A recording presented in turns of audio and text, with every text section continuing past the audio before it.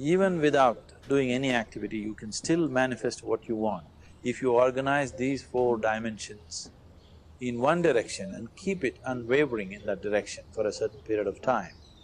Now he believes Shiva will do it for him and it will happen. So is Shiva going to come and build your house? No, I want you to understand, God will not lift his little finger for you. What has not happened till now on this planet can happen tomorrow. Human beings are capable of making it happen tomorrow.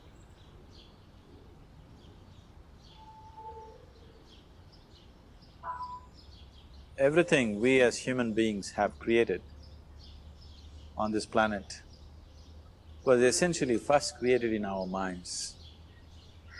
All that you see, which is human work on this planet, first found expression in the mind, then it got manifested in the outside world. The wonderful things that we have done on this planet and the horrible things that we have done on this planet, both have come from the human mind. So if we are concerned as to what we create in this world, it's extremely important that first of all we learn to create the right things in our mind, how we keep our minds. If we do not have the power to keep our minds the way we want it, what we create in the world is also going to be very accidental and haphazard.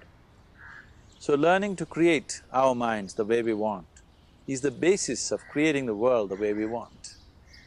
There is a wonderful story in the yogic lore. On a certain day, a man took a walk. He went for a long walk. Accidentally, unawares, he walked into paradise. Fortunate, isn't he? He just took a walk and he landed up in paradise. After this long walk, he felt little tired. So he thought, oh, I'm tired, I wish I could rest somewhere. He looked around, there was a nice tree, underneath which there was very cushiony grass. So it was inviting. He went and put his head down there and slept. After a few hours he woke up, well rested, and he thought, oh, I'm well rested, but I'm feeling hungry, I wish I had something to eat. And he thought about all the nice things that he ever wanted to eat in his life. And instantly, all those things appeared in front of him. You need to understand, there the service is like that. Hungry people don't ask questions. Food came and he ate. Stomach became full. Then he thought, oh, my stomach is full, I wish I had something to drink. All the nice things that he ever wanted to drink, he thought about it and all of them just appeared in front. Drinking people also don't ask questions, so he drank. Now with a little bit of alcohol in him, you know Charles Darwin told you, all of you are monkeys, your tail fell away, not me. Charles Darwin told you that you were all monkeys and your tail fell away and then you became human. Yes, definitely the tail fell away. But the monkey, in yoga, we always refer to an unestablished mind as markata, which means a monkey. Why we are referring to the mind as a monkey is, what are the qualities of a monkey? One thing about a monkey is, it's unnecessary movement. And another thing about the monkey is, if I say you're monkeying somebody, what does it mean? Imitation. Monkey and imitation have become synonymous. So these two essential qualities of a monkey are very much the qualities of an unestablished mind. Unnecessary movement, you don't have to learn it from the monkey, you can teach it to the monkey. And imitation is full-time job of the mind. So when these two qualities are on, a mind is referred to as a monkey. So this monkey became active within him. He just looked around, thought, what the hell is happening here? I asked for food, food came. I asked for drink, drink came. There must be ghosts around here. ghosts came. Oh, the ghosts have come, they're going to surround me and torture me, he thought. Immediately the ghosts surrounded him and started torturing. Then he started screaming in pain and said, oh, they're going to kill me, and he died. Just now he said he's a fortunate being. The problem is he was sitting under a kalpavriksha or a wishing tree. He asked for food, food came, he asked for drink, drink came, he asked for ghost, ghost came, he asked for torture, torture came, he asked for death, death happened. Now don't go looking for these kalpavrukshas in the forest. You can barely find a tree these days. A well-established mind, a mind which is in a state of samyukti, is referred to as a kalpavriksha. If you organize your mind to a certain level of organization, it in turn organizes the whole system. Your body, your emotion, your energies, everything gets organized in that direction. Once all these four dimensions of you, your physical body, your mind, your emotion and the fundamental life energies are organized in one direction. Once you're like this, anything that you wish happens without even lifting a little finger actually. It would help to assist it with activity, but even without doing any activity, you can still manifest what you want if you organize these four dimensions in one direction and keep it unwavering in that direction for a certain period of time. Right now the problem with your mind is, every moment it is changing its direction. It is like you want to travel somewhere and every 2 steps if you keep changing your direction, the question of you reaching the destination is very remote unless it happens by chance.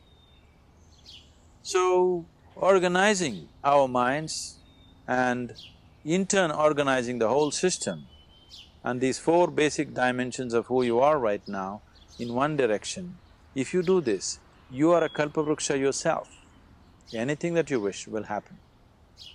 But right now, if you look at your lives, everything that you have wished for till now, if it happens, you have finished. Everything and everybody that you have desired for, if all of that lands up in your house today, could you live with that? Once we're empowered like this, it's very important that our physical action, emotional action, mental action and energy actions are controlled and properly directed. If it is not so, we become destructive, self-destructive. Right now, that is our problem.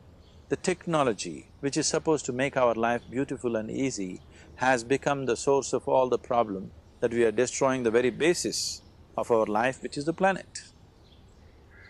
So what should have been a boon, we are making a curse out of it.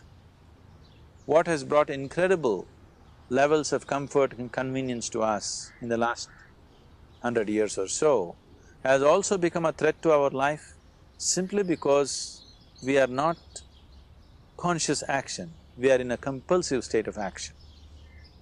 So organizing our minds fundamentally means moving from a compulsive state of activity to a conscious state of activity.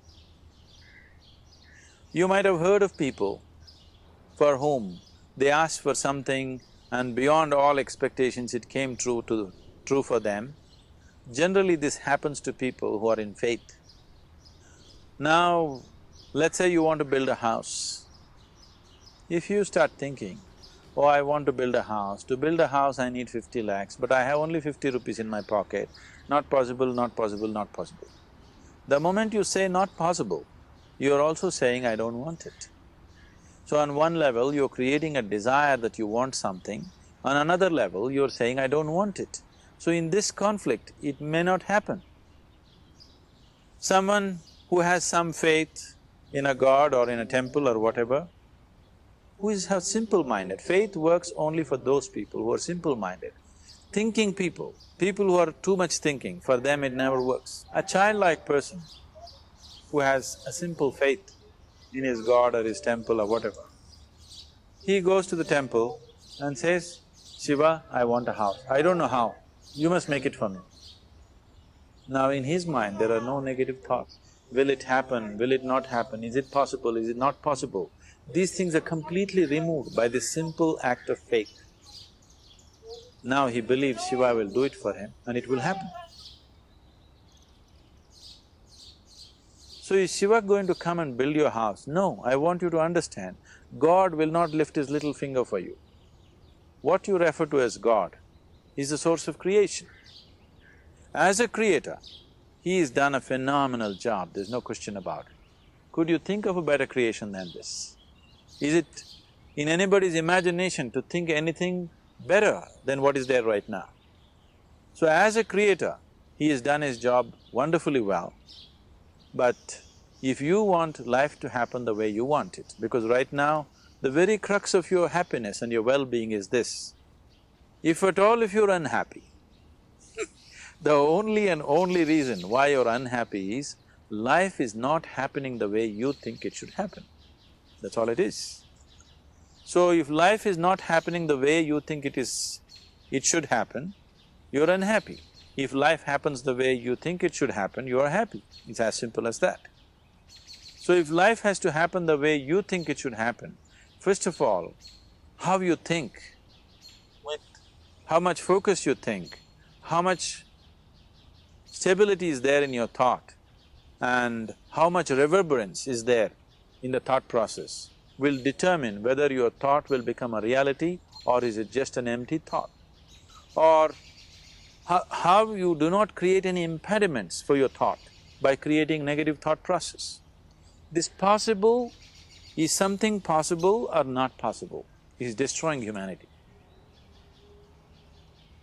What is possible and not possible is not your business, it's nature's business. Your business is just to strive for what you want. Right now you're sitting here, if I ask you two simple questions, I want you to just look at this and answer this. Right now from where you're sitting, can you just fly off? You say no. Right now from where you're sitting, can you get up and walk? You'll say yes. What is the basis of this? Why you say no to flying and yes to walking? Because past experience of life, many times you've gotten up and walked, never did you fly off. Or in other words, you're using the past experience of life as a basis for deciding whether something is possible or not possible. Or in other words, you have decided that what has not happened till now cannot happen in your life in future. This is a disgrace to humanity and the human spirit. What has not happened till now on this planet can happen tomorrow. Human beings are capable of making it happen tomorrow. So what is possible and what is not possible is not your business. That is nature's business. Nature will decide that. You just see what is it that you really want and strive for that. And if your thought is created in a powerful way, without any negativity, without any negative thoughts bringing down the intensity of the thought process, the first and foremost thing is, you must be clear what is it that you really want. If you do not know what you want, the question of creating it doesn't arise. If you look at what you really want, what every human being wants is, he wants to live joyfully, he wants to live peacefully. In terms of his relationships, he wants it to be loving and affectionate. Or in other words, all that any human being is seeking for is pleasantness within himself, pleasantness around him. This pleasantness, if it happens in our body, we call this health and pleasure. If it happens in our mind, we call this peace and joy. If it happens in our emotion, we call this love and compassion. If it happens in our energy, we call this blissfulness and ecstasy. This is all that a human being is looking for. Whether he is going to his office to work, he wants to make money, build a career, build a family, he sits in the bar, sits in the temple, he is still looking for the same thing. Pleasantness within, pleasantness around.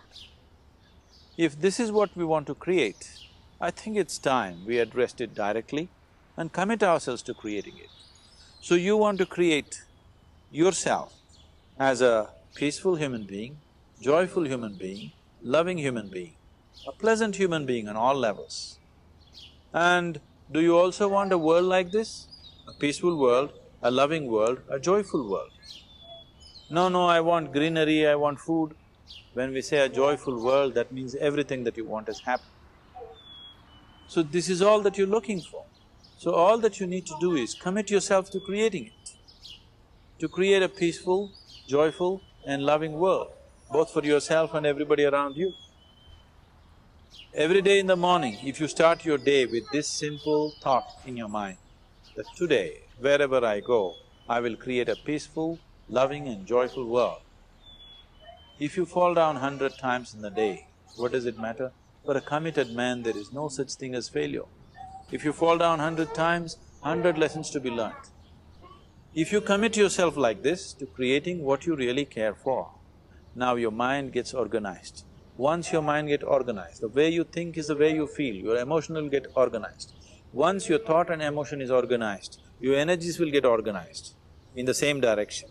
Once your thought, emotion and energies are organized, your very body will get organized. Once all these four are organized in one direction, your ability to create and manifest what you want is phenomenal. You are the creator in many ways. That which is the source of creation is functioning within you every moment of your life. It is just that, have you kept access to that dimension or not? Organizing the four basic elements of your life will give you that access. There are tools and technologies to do this. The whole science of yoga, the whole technology that we refer to as yoga is just about this, transforming yourself from being just a piece of creation to become a creator.